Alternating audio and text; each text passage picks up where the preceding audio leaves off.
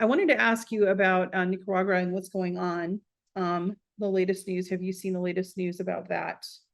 Oh, okay. Never mind then. It's kind of breaking news, but they were having some issues there with their electoral process, and Claire Daly made a really good speech about it. And again, it's going to America was meddling again. The Western powers are meddling again. You know what I'm talking about. Yeah. What is your thoughts on that, about the West kind of meddling in the elections in Central and South America? Well, in the United States has meddled in Central America for a long time. They established a base in Honduras. They have a NATO partner in Colombia. They have all kinds of NGOs all over Latin America. But Central America, Nicaragua represents a country that has resisted US hegemony.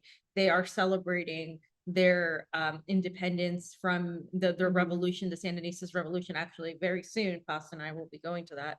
And so they have really withstood the interference by the West, which is why you see constantly the United States sanctioning them, the United States throwing these fake stories about them being against Catholic priests, about them, being not having fair elections. We were debunking that their elections were unfair on live.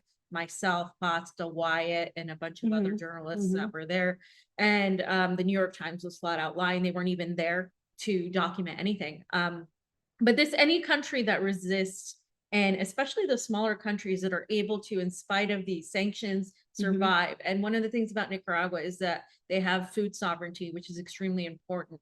It means that they're self-reliable when it comes to food, that they don't have to import all this stuff. And we're not even food sovereign in the United States. No. And so that's a very important factor. So they've been able to go through that, but it's still very hard because these sanctions, as you know, affect people. It's an active siege war. You can't really use certain money. These countries are put in a stranglehold so that people will turn against their government. And we've seen this work. We've seen it work when it comes to immigration, when it comes to Venezuela, when it comes to Cuba. And these are countries that I've been to. And it's the same story all around. They try to convince the people that it's their government that's doing it, when it's really the US blockade, the US sanctions. And so that is what they do. And that's what they tried to do to Russia. But the one thing is, Russia is not Syria. It is not Nicaragua. It is not Cuba. It is not Venezuela. It is a nuclear power. It is a country that has more industry. And they have been able to withstand US hegemony coming from even the Soviet Union.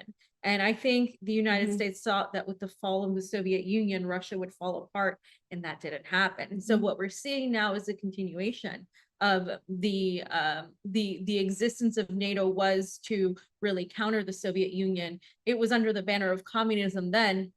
Russia's not communist anymore, but the reality is they're still trying to take that down. And so we're still sort of repeating these same cycles, I think. Yeah, and it's, you have German tanks in being sent around Europe. This is like, if history doesn't repeat itself, it rhymes, right? So it's either way, we're seeing these cycles repeat.